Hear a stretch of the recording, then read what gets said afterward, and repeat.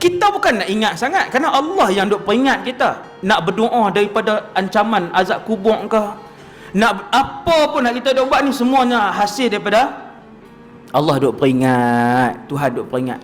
Bila kita buat amal ibadah ni, setiap kali Tuhan peringat, sebut Alhamdulillah, ya Allah terima kasih sebab selalu bimbing aku untuk aku buat hidayah ni. Maka Tuhan tak akan lupakan kita untuk kali yang seterusnya.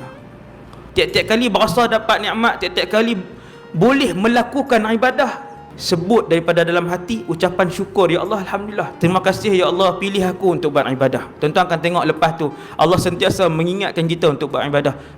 Tidak berhenti walau sesaat untuk hati dan atau mulut kita berzikir kepada Allah Azza wa Jalla. Tak pernah berhenti. Jaga tengah malam pun hati kita duk perasan lagi, duk sebut Allah, Allah, Allah, Allah. Jaga tengah malam. Sebab kita rajin bersyukur kepada Allah ketika Allah memilih kita untuk melakukan ibadah. Yang pertama, kena ada ilmu pun Allah nak pilih juga.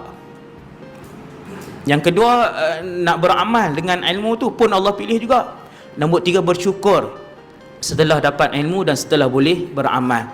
Tu 3 tu cara untuk kita teruskan proses ubudiyah kehambaan kita kepada Allah Subhanahu Wa Taala.